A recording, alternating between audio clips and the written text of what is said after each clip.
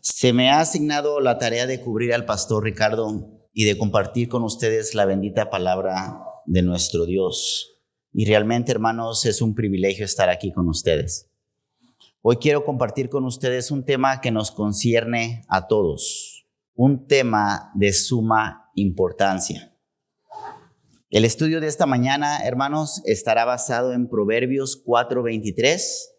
Sobre toda cosa guardada, guarda tu corazón, porque de él mana la vida. Pero antes de empezar a estudiar este texto, hermanos, me gustaría contextualizarlos con el libro de Proverbios y también compartir con ustedes algunos principios que nos van a ayudar a un mejor entendimiento de nuestro texto y el libro en Proverbios en general. Así que empecemos con decir que el rey Salomón es el principal escritor de los Proverbios. Pero también sabemos que hay otros autores, porque en el capítulo 22:17 y el capítulo 24:23 se le atribuyen a los santos. Proverbios 30, palabras de Agur, hijo de Jaque, y el capítulo 31, parte de ese proverbio se le atribuye al rey Lemuel. ¿Pero qué son los proverbios? Bueno, el término proverbio, hermanos, es una palabra hebrea traducida literalmente como representar o ser como. Pero también proverbio significa un dicho breve que declara un principio general. Es como una frase corta. Los proverbios son dichos sabios que son usados de gran manera para dirigirnos a Cristo. Y son muy fáciles de aprender y muy fáciles de recordar. Y en este libro de proverbios, hermanos, se nos exhorta al temor a Dios, a la obediencia de las instrucciones de los padres, a la diligencia contra las tentaciones de malas compañías, y todo esto como parte principal de la sabiduría. Pero también Salomón hace una llamada a los imprudentes o a los necios para aprender sabiduría. Porque sin Cristo, hermanos, quien es la sabiduría, seremos necios toda nuestra vida. Es por eso que los proverbios de Salomón llevan al simple o al necio a percibir estas palabras. ¿Y qué clase de sabiduría encontramos en este libro? ¿O qué clase de sabiduría Salomón nos quiere enseñar? Bueno, esa es la mejor clase de sabiduría, hermanos. La sabiduría que solo podemos encontrar en Cristo Jesús. El Proverbio 1:3 dice, para recibir el consejo de prudencia, justicia, juicio y equidad. En este libro recibimos las instrucciones de sabiduría que nos dirigen a practicar la justicia. También nos enseña cómo debemos glorificar a Dios y cómo debemos de comportarnos con nuestro prójimo. En resumidas palabras, los proverbios de Salomón nos llevan por el camino correcto en Cristo. Los proverbios son como un espejo, hermanos, de cómo se ve un creyente que ha sido regenerado por Cristo. Ahora, para que tengamos un mejor entendimiento del texto que vamos a ver en esta mañana, me gustaría compartir con ustedes algunos principios que son significantes del libro de Proverbios. Y con esto en mente vamos a poder entender mejor nuestro texto. Número 1, el libro de Proverbios es un libro de sabiduría, no es de ley. No es un libro de promesas, sino un libro de sabiduría. Tenemos los libros de Moisés, ¿verdad? Los libros de la ley, libros de profecía, pero también tenemos los libros de sabiduría. Proverbios, Eclesiastés, Cantar de los Cantares, Job, algunos salmos. Y estos libros de sabiduría, hermanos, no los interpretamos de igual manera como los demás libros. Y entender este principio es sumamente importante, porque fácilmente podemos caer en el legalismo o en el moralismo. ¿Qué quiero decir por legalismo y moralismo? Bueno, el legalismo, hermanos, es un término que se usa para describir una posición doctrinal enfatizando un sistema de reglas y reglamentos para alcanzar tanto la salvación como el crecimiento espiritual. Los legalistas creen que es necesario cumplir literalmente con las reglas y los reglamentos, pero doctrinalmente es una posición que se opone a la gracia. Aquellos que sostienen una postura legalista Pueden fallar aún en ver el propósito real de la ley, el cual debe ser nuestro ayo para traernos a Cristo. Miren lo que dice Gálatas 3:24. De manera que la ley ha sido nuestro ayo para llevarnos a Cristo a fin de que fuésemos justificados por la fe. Y el moralismo, bueno, la Biblia tiene mucho que enseñarnos acerca de la ética y de la moral, ¿verdad? Pero cuando hablamos de moralismo nos estamos refiriendo a algo que va más allá del comportamiento moral y ético. Siempre que añadimos el sufijo ismo, a una idea, estamos colocando esa idea en un centro de un sistema de pensamiento, pongámoslo así. La moralidad es algo bueno, el moralismo no. El moralismo, en el contexto en el que estamos usando la palabra aquí, coloca las virtudes morales como la base de nuestra aceptación, ya sea delante de los hombres, delante de nosotros mismos o delante de Dios. Por ejemplo, si me porto bien, seré aceptado, ¿verdad? Así que este libro de sabiduría, hermanos, no es un libro de ley, no es de promesas, es un libro de sabiduría. Muchas personas, inclusive los incrédulos, usan los proverbios porque les funcionan, ¿verdad? Son reglas generales y los ven como promesas, pero no es así. Más bien, como ya dijimos, los proverbios son un espejo de cómo debemos vernos si estamos en Cristo. Número 2. Es importante conocer los indicativos y los imperativos que encontramos en este libro. Un indicativo expresa o indica información, mientras que el imperativo expresa una acción o un verbo. Y algo muy importante de entender, hermanos, es que los imperativos solo pueden ser posibles, especialmente en Proverbios, cuando hemos sido regenerados y transformados por la sangre de Cristo. Nuevamente, los imperativos solamente le aplica a los hijos de Dios. Un ejemplo de un indicativo, Proverbio 12 del 15 al 16. El camino del necio es derecho en su opinión, mas el que obedece al consejo es sabio. El necio al punto da a conocer su ira, mas el que no hace caso de la injuria es prudente. Si lo ven, aquí se nos está indicando algo. No se nos está pidiendo que hagamos algo, ¿verdad? Y un ejemplo de un imperativo, bueno, usemos Proverbios 4:23, nuestro texto de estudio. Sobre toda cosa guardada, guarda tu corazón, porque de él mana la vida. Aquí se nos está diciendo que guardemos nuestro corazón. Principio número 3. Cristo es el Hijo sabio que encontramos en el libro de Proverbios. Cristo, hermanos, es la sabiduría que habla este texto, este libro.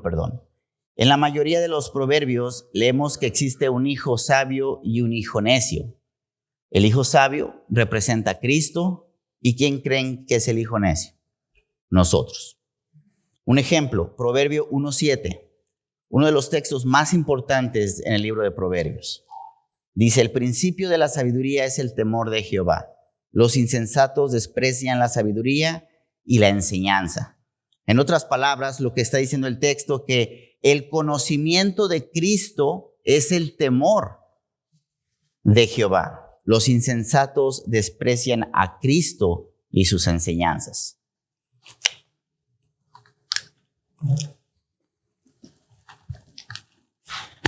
Número 4. El Nuevo Testamento interpreta el Antiguo Testamento. El Nuevo Testamento le da luz al libro de Proverbios. Esta es una regla de la hermenéutica que ya todos conocemos. Entonces, con estos principios en mente, hermanos, los cuales son muy importantes, vamos a poder ver y entender este libro por lo que es, un libro de sabiduría.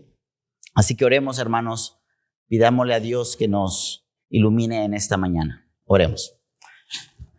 Padre Santo, Todopoderoso, te damos gracias, oh Señor, por este tiempo que en tu gracia y misericordia nos permites tener. Padre, gracias porque tu palabra es hermosa, Señor. Tu palabra nos apunta a Cristo. Los proverbios nos habla de Cristo, Señor. Y yo te ruego que en esta mañana nos permitas ver este libro, ver este texto por lo que es. Que nos ayudes a conocer más a nuestro Salvador. Que nos ayudes a entender más lo que se nos está diciendo. y que sabemos, Señor, que eres tú el que hace la obra en nosotros, Padre. Te ruego que abras nuestros corazones, quites cualquier cosa en nuestras mentes, Señor. Nos enfoques en tu palabra, que es lo más importante para nosotros. No necesitamos nada más, Señor. No necesitamos nada más que a Cristo en esta mañana. Yo te ruego, Señor, que así sea, que tu voluntad sea hecha en esta mañana, Padre, que todos podamos salir amando, glorificando más a nuestro Salvador. Te doy gracias en el nombre de Cristo Jesús. Amén. Nuevamente, Proverbio 4:23. Sobre toda cosa guardada, guarda tu corazón, porque de él mana la vida. Y vamos a ver este texto, hermanos, o este estudio, pequeño estudio, por medio de 4 encabezados. Número 1, una breve explicación del texto. Número 2, algunas razones por las cuales guardar nuestro corazón. Número 3, guardar nuestro corazón en los tiempos de aflicción, que es importante, y guardar nuestro corazón en tiempos de prosperidad. Porque siempre, hermanos, siempre o vamos a estar en tiempos de prosperidad o en tiempos de aflicción. No hay de otra. Entonces vamos a ver cómo podemos guardar nuestro corazón. Empecemos con el punto número 1, una breve explicación del texto. El puritano John Flavel dice: el corazón del ser humano es su peor parte antes de ser regenerado, pero es la mejor después de la regeneración. Y es en el corazón, hermanos, donde se afirman nuestros principios y la fuente de todas nuestras acciones. John Flavel continúa diciendo que el ojo de Dios está puesto sobre nuestro corazón y también debería estarlo nuestros propios ojos a nuestros propios corazones. El objetivo principal de Proverbios 4:23, hermanos, es darnos dirección y ayudarnos. Y lo va a hacer por medio de 2 puntos. Primero, una exhortación. Sobre toda cosa guardada, guarda tu corazón. Ahí está una exhortación. Y el segundo es la razón o motivo para hacerlo.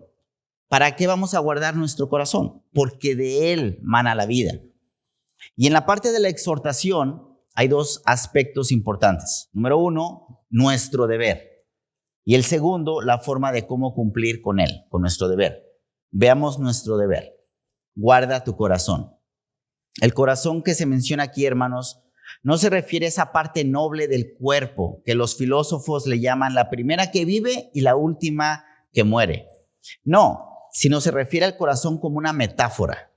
Lo que la Biblia a veces lo representa como la facultad particular y noble del alma. Por ejemplo, en Romanos 1:21 se menciona al decir que su necio corazón, es decir, su necio entendimiento, fue entenebrecido.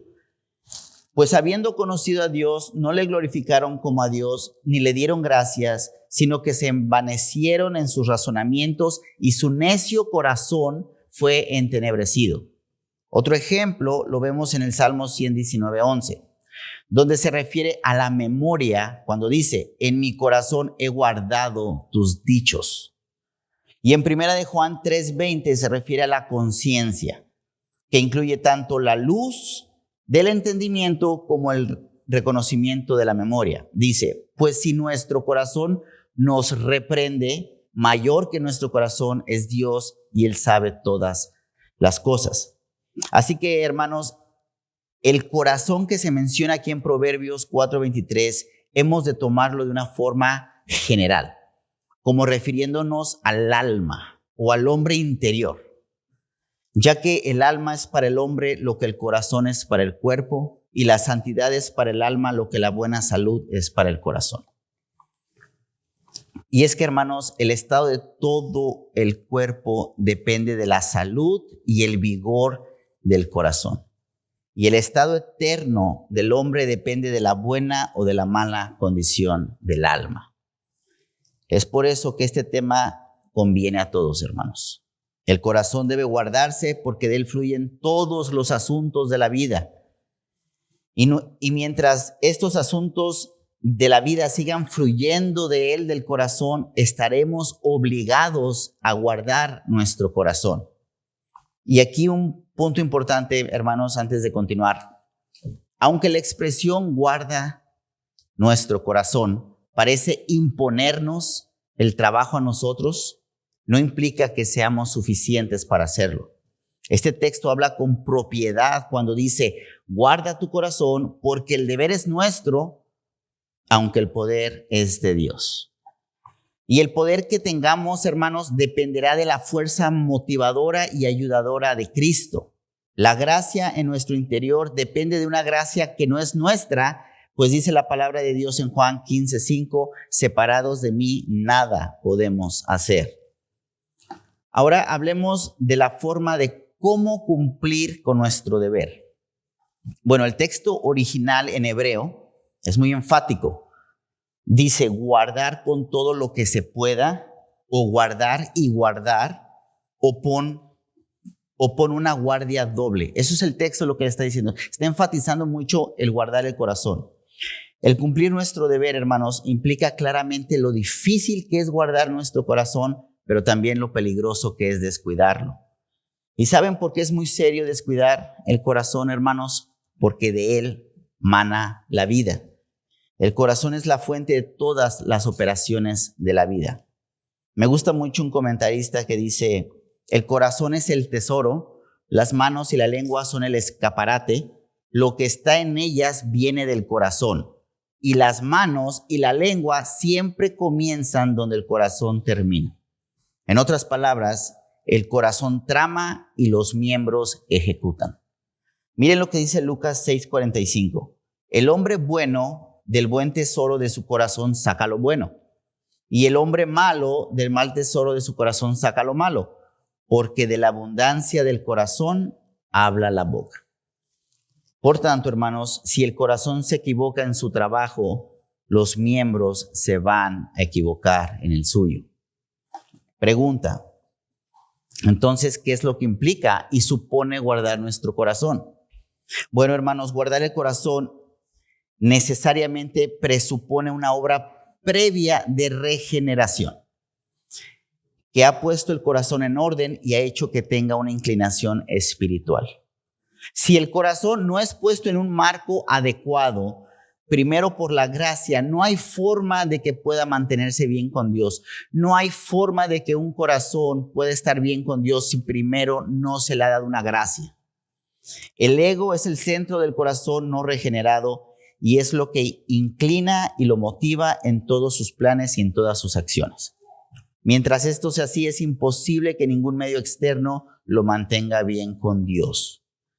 Y es que, hermanos, el ser humano en su estado original, antes de la caída, fue puesto en un camino recto y bueno, ningún pensamiento o facultad estaba desordenada en él. Su mente tenía un conocimiento perfecto de los requisitos de Dios, su voluntad cumplía perfectamente con ellos. Todos sus apetitos, todo su potencial estaban en sumisión obediente con su Dios. Sin embargo, por la apostasía del ser humano, se ha convertido en una criatura rebelde y se opone a su Creador. Se opone a Dios como primera causa al elegir la autodependencia. Se opone a Dios como el mayor bien al amarse a sí mismo. Se opone a Dios como el mayor Señor al elegir su propia voluntad. Y se opone a Dios como su fin último al buscar sus propios intereses. Pero por la regeneración, el alma desordenada se endereza. La palabra de Dios nos expresa este gran cambio como la renovación del alma a la imagen de Dios, en la cual la autodependencia es eliminada por la fe, el amor por uno mismo, por el amor de Dios, la voluntad propia por la sujeción y obediencia a la voluntad de Dios y el buscar lo nuestro por negarnos a nosotros mismos. El alma que el pecado corrompió, hermanos, en todos sus aspectos, es restaurada por la gracia de Dios. Guardar el corazón, hermanos, no es otra cosa que el cuidado constante y diligente de un hombre renovado por preservar su alma en esa posición santa a la que le ha llevado la gracia en Cristo. Charles Spurgeon decía que los corazones que han sido regenerados por la gracia son como instrumentos musicales que se deben afinar porque pequeñas cosas los pueden desafinar. Si los dejamos aparte por un tiempo, hermanos, necesitan ser afinados. En otras palabras, nuestro corazón tiene que ser afinado todos los días. Cada obligación requiere una disposición particular del corazón. Job 11:13 dice, si dispusieras tu corazón y extendieras en él tus manos. Guardar el corazón, hermanos, es entonces guardarlo cuidadosamente del pecado y mantener esa disposición espiritual que lo capacita para una vida en comunión con su Creador. Y es que Dios nos ha dado un corazón nuevo, hermanos, un corazón de carne. No olvidemos esas palabras hermosas de Ezequiel 36, del 26 al 28. Os daré corazón nuevo y pondré espíritu nuevo dentro de vosotros y quitaré de vuestra carne el corazón de piedra y os daré un corazón de carne. Y pondré dentro de vosotros mi espíritu y haré que andéis en mis estatutos y guardéis mis preceptos y los pongáis por obra. Habitaréis en la tierra que te di a vuestros padres y vosotros me seréis por pueblo y yo seré a vosotros por Dios. Y es que Dios, hermanos, nos prometió una nueva naturaleza en el nuevo pacto. Recuerden en el pacto de gracia. El pacto de gracia, todos los creyentes son hechos nuevos, con una nueva naturaleza moldeada según la naturaleza de nuestro Señor Jesucristo. En Efesios 4, 21 al 24 dice, si en verdad le habéis oído y habéis sido por él enseñados conforme a la verdad que está en Jesús, en cuanto a la pasada manera de vivir, despojados del viejo hombre que está viciado conforme a los deseos engañosos y renovados en el espíritu de nuestra mente, y vestidos del nuevo hombre creado según Dios en la justicia y santidad de la verdad. No sé si hay algún comentario o alguna aportación.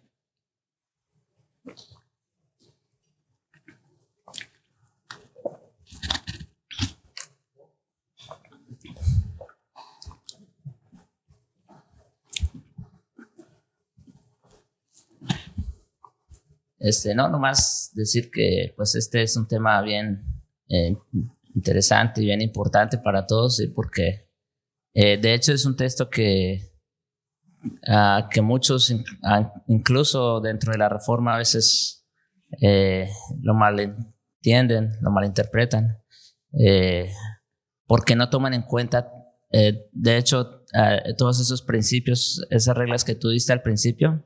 Eso es clave, eso es fundamental para entender un texto en el libro de Proverbios. Ahí es donde muchos se pierden cuando un libro como Proverbios, porque toman todos estos proverbios como si fuera una lista de reglas y de normas que debemos, o sea, y claro, es palabra de Dios y hay que tomarlo como tal, pero hay que entenderlo también como lo que es un libro de sabiduría. Entonces eso es bien importante.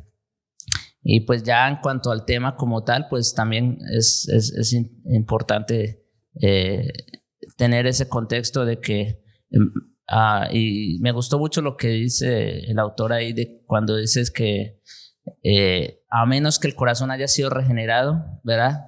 No vamos a estar capacitados para guardar nuestros corazones. Debe haber una previa regeneración a eso. Y definitivamente es así, porque es solo por la gracia de Dios que nos ayuda, que nos sostiene, que nosotros entonces podemos perseverar en guardar el corazón como el Señor nos lo pide. Eso por ahora. Gracias. Entremos ahora, veamos qué significa todo esto que vimos, entremos a la práctica. Veamos algunas razones, hermanos, por las cuales debemos guardar nuestro corazón. Vamos a ver brevemente 2 razones por las que nosotros los creyentes, porque acuérdense, este texto nos está hablando a nosotros, los que ya hemos sido regenerados, donde nuestro corazón ha sido limpio por la sangre de nuestro Salvador, deberíamos dedicarnos a guardar nuestro corazón. La primera razón es que la gloria de Dios está muy implicada. ¿Qué significa esto? La maldad del corazón, hermanos, es algo que provoca al Señor. Y es que Dios ha declarado su ira desde el cielo contra la maldad del corazón. El crimen por el que fue o sigue siendo acusado el mundo es la maldad del corazón. Génesis 6:5. Y vio Jehová que la maldad de los hombres era mucha en la tierra y que todo designio de los pensamientos del corazón de ellos era de continuo solamente el mal. Y es por eso que Dios envió el más terrible de los juicios que se había dado desde el principio de los tiempos, el diluvio. Ahora, este texto en Génesis 6:5 no está diciendo que fueron sus asesinatos, sus adulterios, las blasfemias, lo que los acusó, sino la maldad de su corazón. Y es también por la maldad de su corazón, hermanos, que Dios entregó a su pueblo en las manos de los enemigos. Un ejemplo es Jeremías 4:14. Dice, lava tu corazón de maldad, oh Israel, para que seas salva. ¿Hasta cuándo permitirás en medio de ti los pensamientos de iniquidad? Si se fijan, Dios tomó en cuenta particularmente la maldad y la vanidad de sus pensamientos y por esa razón ellos fueron entregados a los caldeos.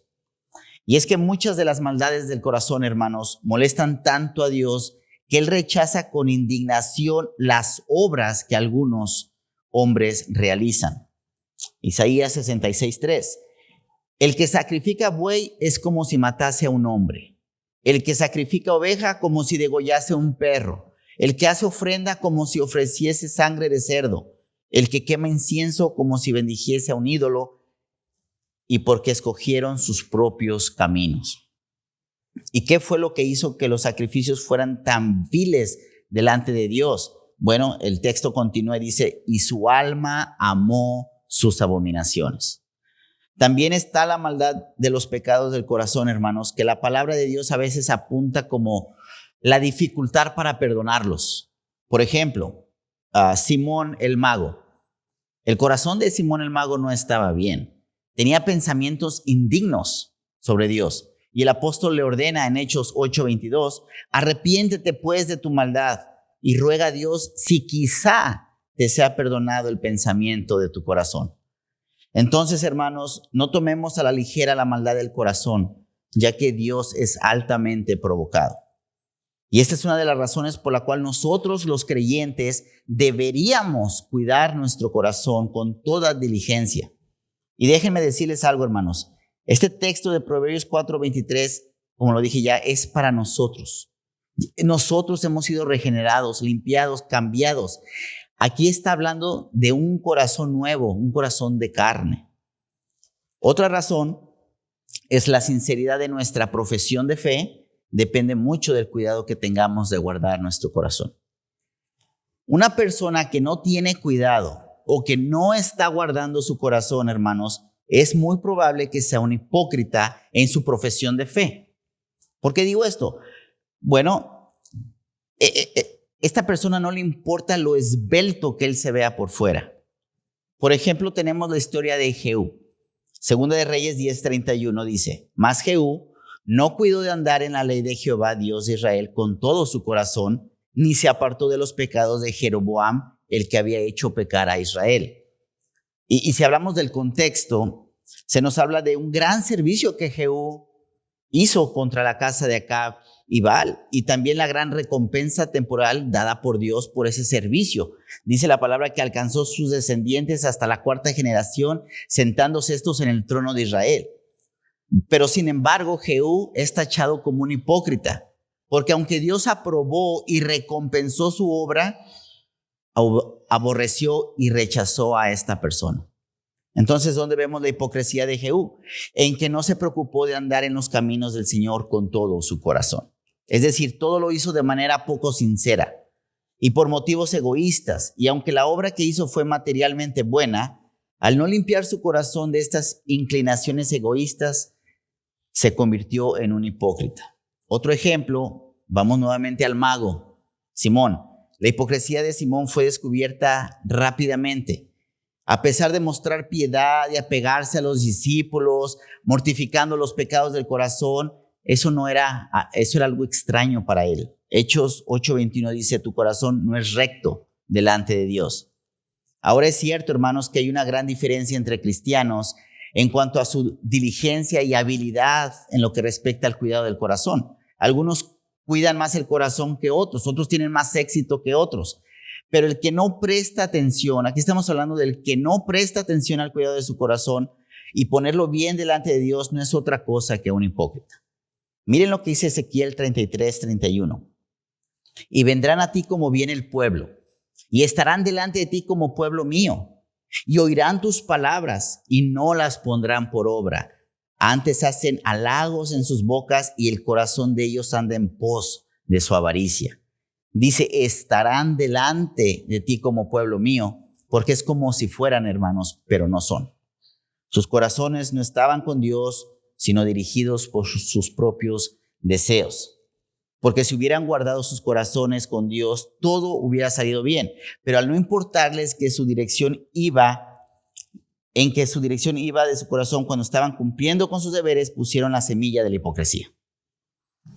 Por eso, hermanos, es importante colocar la palabra de Dios en nuestros corazones. Salmo 111 dice, en mi corazón he guardado tus dichos para no pecar contra ti. Y Colosenses 3:16, la palabra de Cristo mora en abundancia en vosotros, enseñándoos y exhortándoos unos a otros en toda sabiduría, cantando con gracia en vuestros corazones el Señor con salmos e himnos y cánticos espirituales. Hermanos, realmente, si permitimos que el pecado se instale silenciosamente en nuestros corazones y dejamos que el corazón se aleje de Cristo, es un síntoma verdaderamente peligroso. Ahora, hay temporadas, hermanos, como lo dije al principio, que requieren un cuidado especial del corazón. O vamos a estar en la abundancia o vamos a estar en la prosperidad o en la abundancia o en tiempos de aflicción. Y vamos a entrar aquí a nuestro tercer y cuarto encabezado, y es el cuidado del corazón cuando estamos en la aflicción o en la abundancia. Pero ¿saben algo, hermanos? Una de las dificultades más grandes que nosotros los creyentes tenemos es que no recordamos. No recordamos y olvidamos al Señor y olvidamos su palabra. En Deuteronomio 8 vemos la importancia de recordar la palabra de Dios, porque de esa manera podemos obedecer a Dios y guardar nuestros corazones, especialmente en los tiempos de prosperidad o en los tiempos de abundancia. En el capítulo 8 de Deuteronomio, Dios nos enseña a recordarlo en esas dos situaciones de nuestra vida. Recordar al Señor en la aflicción, versículo del 1 al 10, lo pueden leer en sus casas, y recordar al Señor en la abundancia del versículo 11 al 20. Vamos rápidamente a estas verdades. Por medio de Moisés, Dios estaba preparando a un pueblo a cómo pensar y a cómo vivir para cuando ellos llegaran a la tierra prometida. En el versículo 2 y 3 de Deuteronomio 8 dice, y te acordarás de todo el camino por donde te ha traído Jehová tu Dios estos 40 años en el desierto para afligirte o para humillarte. Y aquí la razón que Dios los humilló, para probarte, para saber lo que había en tu corazón, si habías de guardar o no sus mandamientos.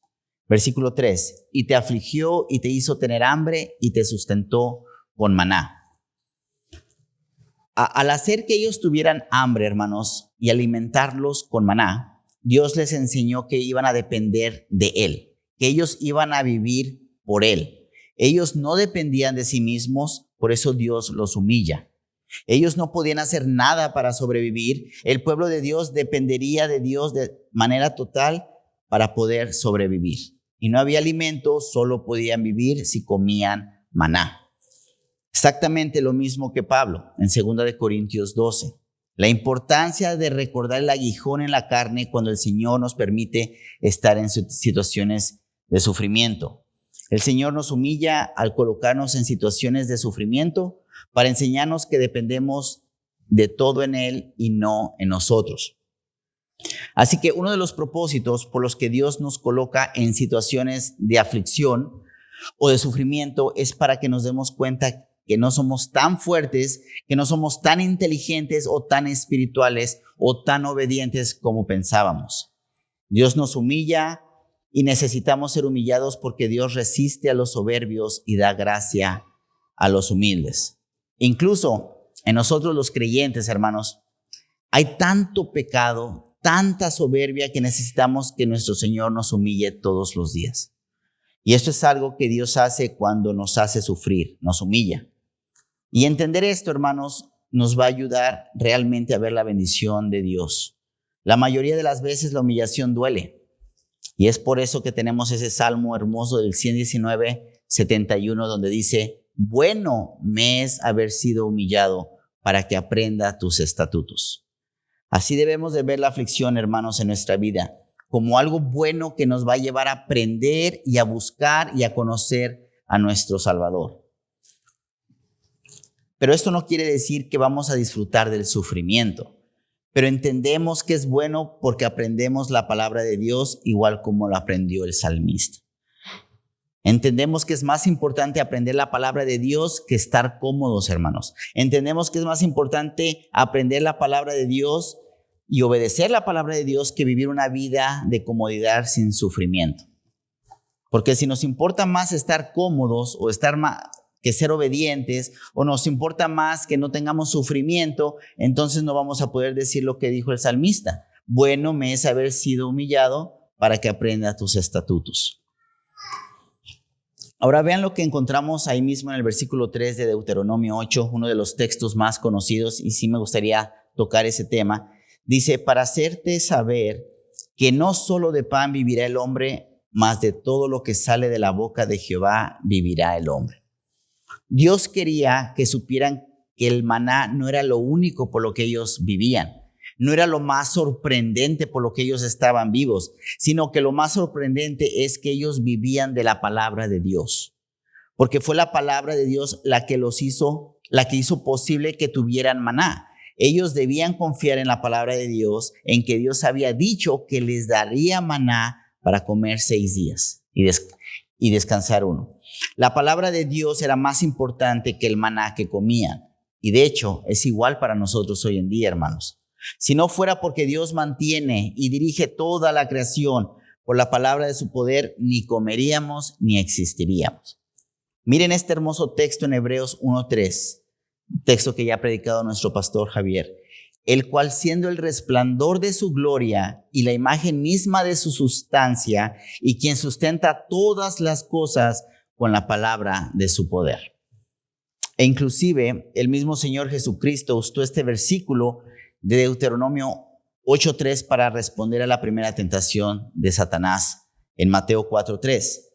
Dice, y vino el tentador y le dijo, si eres hijo de Dios, di que estas piedras se conviertan en pan.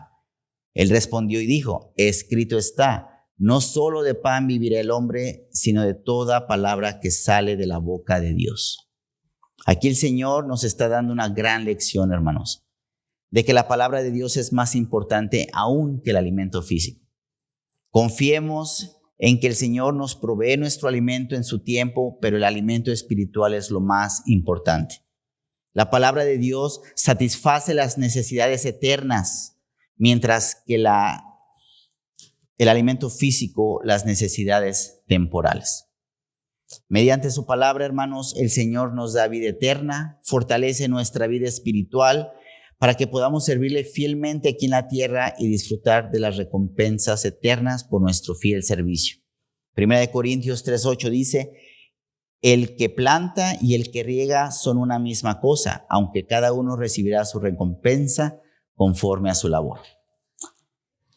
Y una lección que aprendemos aquí es cómo enfrentar la tentación cuando nos viene un pensamiento pecaminoso.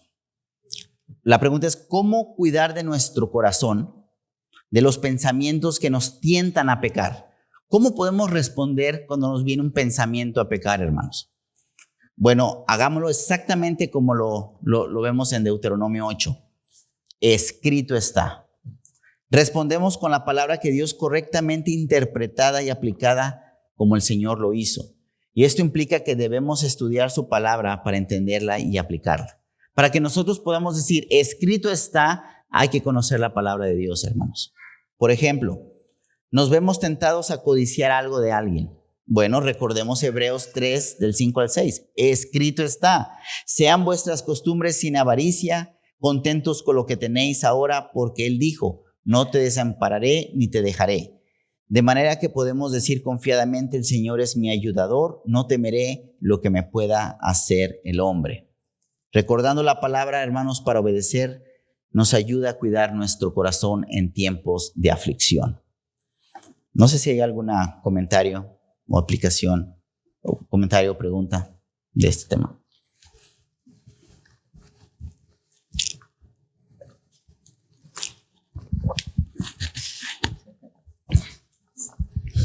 Nadie más habla.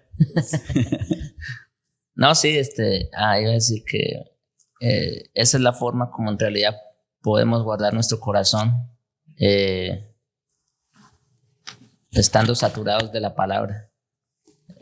El Señor nos lo enseñó así. Las 3 veces respondió con la palabra. Y como dices, pero para eso tenemos que estar saturados de la palabra.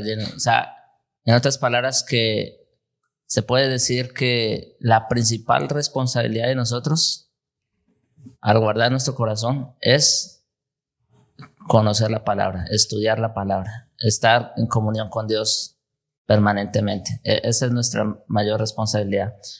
Y el Señor se va a encargar del resultado al final de cuentas. Sí, esa es una frase que podemos meditar en ella. Recordar para obedecer. Recordar la palabra para obedecer.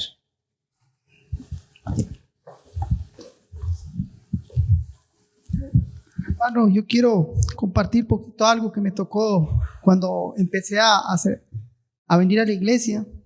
Dice en 1 de Pedro 4:8, dice: finalmente, ser todos de un mismo sentir, compasivos, amándonos fraternalmente, misericordiosos y amigables, no devolviendo mal por mal, ni maldición por maldición, sino por el contrario, bendiciendo, sabiendo que fuisteis llamados para que daréis bendición. Porque el que quiere amar la vida y ver buenos días, refrene su lengua del mal, y sus labios no hablen engaño. Apártese del mal, haga el bien, busque la paz y sígala. Estos versículos del 8 al 11 fueron los que tocaron mi corazón. Y la única manera que podemos hacer esto nosotros es acercándonos al Señor Jesucristo. Como dice usted ahorita, buscar, memorizar palabra y buscar del Señor Jesús. Y aplicar esto. Esto es para nosotros los cristianos. Amarnos fraternalmente y ser misericordiosos y compasivos. Y muchas veces compasivos hasta con nosotros mismos. Porque cuando nosotros hablamos mal de alguien, el primero que se está haciendo daño somos nosotros mismos, porque no nos vemos bien. Y esto me tocó a mí al principio y siempre lo he tenido en mi corazón. Dios lo bendiga. Gracias. Otras de las temporadas, hermanos, donde se nos llama que diligentemente cuidemos nuestro corazón es en el tiempo de la abundancia. Deuteronomio 8:12 dice: no suceda que comas y te sacies y edifiques buenas casas en que habites. Aquí es donde vemos el énfasis en la abundancia, hermanos. Versículo 13. Y tus vacas y tus ovejas se aumenten, y la plata y el oro se te multipliquen, y todo lo que tuvieres se aumente.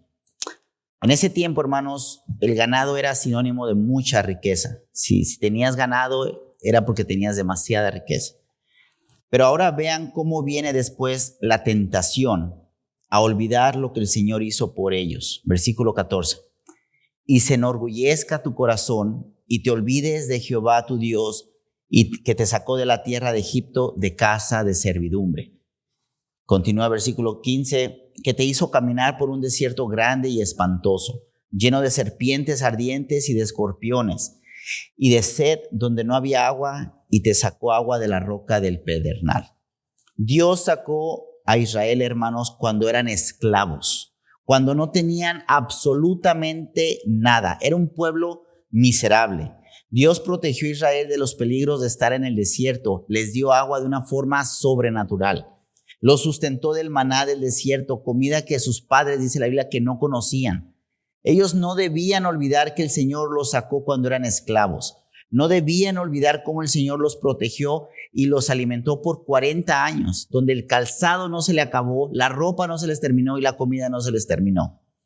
Por 40 años Dios los humilló para que dependieran de Él. No debían olvidar nada de eso, porque si se olvidaban de todo eso y disfrutaban de la abundancia que el Señor les iba a dar en Canaán, se llenarían de arrogancia, y su arrogancia se manifestaría en pensar que ellos eran la fuente de la abundancia. Miren lo que dice el versículo 17. Y digas en tu corazón: mi poder y la fuerza de mi mano me han traído esta riqueza. Si ven el énfasis, hermanos, mi poder, la fuerza de mi mano me han traído esta riqueza. Esto es muy importante, hermanos. Era imposible que su poder o la fuerza o las manos de estos hombres les trajeran esta riqueza. ¿Por qué? Nuevamente, versículo 14, porque te sacó de la tierra de Egipto, de casa de servidumbre. Israel eran esclavos que habían estado solamente dando vueltas en el desierto, hermanos, sin poder comprar ropa, sin poder conseguir alimento, si no fuera porque el Señor les dio de comer milagrosamente e hizo que tuvieran todo lo necesario, ellos hubieran muerto. Y digas en tu corazón, mi poder y la fuerza de mi mano me han traído esta riqueza. Verdaderamente, hermanos, esta mentira solamente puede venir de un corazón soberbio. Y desafortunadamente así pensamos cuando olvidamos al Señor en la abundancia, hermanos. Versículo 18. Aquí otra vez el Señor regresa y les recuerda lo que les dijo en el versículo 2 y en el versículo 11, lo que estamos hablando de recordar para obedecer. Dice, versículo 18, sino acuérdate de Jehová tu Dios, porque Él te da el poder para hacer las riquezas, a fin de confirmar su pacto que juró a tus padres, como en este día. En otras palabras, Dios les dio la capacidad de producir esa abundancia, no porque lo merecían, no como recompensa, sino para confirmar ese pacto que Dios hizo con sus padres, como en este día, dice el texto. Dios les dio la capacidad para producir esa abundancia como una muestra de la fidelidad del pacto que hizo con Abraham, un pacto para la gloria de Cristo, para mostrarnos sus perfecciones y su fidelidad. Dios los alimentó en abundancia, les dio cosas materiales en abundancia. Toda esta abundancia podría tentarlos a olvidarse del Señor, de lo que Él había hecho por ellos. Ellos podrían inventar la mentira de que ellos eran la fuente de sus riquezas. Vean lo que hace la soberbia, hermanos. Vean lo que hacemos cuando escogemos ser necios. Inventamos mentiras para exaltarnos. Y eso solo se aplica en el área material, pero también se puede aplicar en cualquier otra área. Nos empezamos a comparar con otros, empezamos a decir que conocemos más que otros. Decimos cosas como yo estudié más que él, yo tengo más dinero que él, yo me veo mejor que otros. Eso es soberbia, hermanos. No tenemos nada que Dios no nos haya dado primero. Primera de Corintios 4:7, ¿por qué? ¿Quién te distingue o qué tienes que no hayas recibido? Y si lo recibiste, ¿por qué te glorías como si no lo hubieras recibido? Aquí los corintios, hermanos, se estaban jactando los unos a los otros, comparándose de que unos tenían algo que el otro no tenía, actuando como que si por sus propias fuerzas lo hubieran obtenido. Pero aquí encontré un texto en Santiago, hermanos, que encaja perfectamente lo que estamos diciendo. Santiago 1:17, todos lo conocemos. Toda buena dádiva, todo don perfecto es de lo alto, que desciende del Padre de las luces, en el cual no hay mudanza ni sombra de variación. Cualquier bendición temporal, hermanos, o cualquier bendición espiritual que tengamos encuentra su origen en Cristo. Y es una expresión de su gracia soberana porque nos la quiso dar, porque Él así lo decidió. No porque lo merezcamos, no porque no lo ganamos, hermanos. La vida, la salud, las oportunidades económicas que tengamos, el trabajo, los privilegios, hasta los privilegios de servir en esta iglesia, donde muchos de nosotros servimos, cualquier expresión de bendición se nos ha dado por Cristo. Y por tanto no debemos creer en la mentira que nosotros somos la fuente de algo que somos o que tenemos. No es la razón para jactarnos, al contrario, es razón para avergonzarnos. Miren lo que dice Romanos 6:20 al 21. Porque cuando erais esclavos del pecado, erais libres acerca de la justicia. Pero ¿qué fruto tenías de aquellas cosas de las cuales ahora os avergonzáis? Porque el fin de ellas es muerte. Todos estamos en esa situación, hermanos. Ya para terminar, el tema de cuidar nuestro corazón es muy importante, hermanos. Y me gustaría terminar con una pregunta para cada uno de nosotros. Habiendo escuchado todo esto, ¿nos sentimos ahora inclinados a ocuparnos de guardar nuestro corazón? Los animo entonces, hermanos, que lo hagan con sinceridad, reconociendo que no lo haremos perfectamente, pero sí sinceramente. E inclusive los exhorto a que saquemos la armadura de la palabra de Dios. Dejemos que la palabra de Cristo mure abundantemente en nosotros y que sus mandamientos, sus promesas, sus advertencias se fijen en nuestro entendimiento, en nuestra memoria, en nuestra conciencia, en nuestro corazón. Aprendamos a sujetar la espada del Espíritu, hermanos, que es la palabra de Dios, con familiaridad para defender nuestro corazón y vencer el pecado. Así dice el Señor. Examinémonos como si estuviéramos en la presencia de Dios, que todo lo ve. Traigamos nuestra conciencia, por así decirlo, a la mesa del juicio. Cuidémonos de cómo caminar en este mundo, alejados del pecado y de las cosas que ofenden a Dios. Con la ayuda del Espíritu Santo, hermanos, ejerzamos la más completa vigilancia de nuestro corazón. No anhelemos las cosas de este mundo, más bien bendigamos a Dios porque podemos en Cristo cuidar nuestro corazón, ese corazón que ya fue regenerado por la sangre preciosa del Cordero. Hebreos 13 del 20 al 21 dice: y el Dios de paz que resucitó de los muertos a nuestro Señor Jesucristo, el gran pastor de las ovejas, por la sangre del pacto eterno, os haga aptos en toda buena obra para que hagáis su voluntad, haciendo Él en vosotros lo que es agradable delante de Él por Jesucristo, al cual sea la gloria por los siglos de los siglos. Amén. Y hermano en Cristo que estás aquí, que Dios regeneró, Dios cambió, le dio vida a un corazón muerto para que glorifiquemos a Él en todo lo que hagamos. No tenemos excusa. Y amigo que estás aquí, tu corazón necesita ser regenerado, necesita ser cambiado, vivificado por el Señor Jesucristo. Y eso solo es posible poniendo tu fe en Cristo Jesús. De lo contrario, seguirás muerto en tus delitos y pecados con un corazón de piedra. Corre a Cristo, pide misericordia y perdón por tus pecados. Porque si estamos en Cristo, hermanos, podemos decir, sobre toda cosa guardada, guardar nuestro corazón, porque de Él mana la vida. Vamos a orar. Señor Padre Santo, te damos muchas gracias por Cristo Jesús. Gracias, Padre, porque Él cambió nuestro corazón, limpió nuestra maldad, Señor. Y hoy tu palabra nos aplica a nosotros. Hoy podemos agarrar estos textos y sabemos que el Espíritu Santo y Cristo en nosotros nos ayuda a guardar nuestro corazón. Padre, ayúdanos a amar lo que tú amas, a odiar lo que tú odias. Ayúdanos a amar a nuestro prójimo, Padre. Ayúdanos a mostrar al mundo, a nuestro prójimo, lo que el corazón regenerado hace, Padre.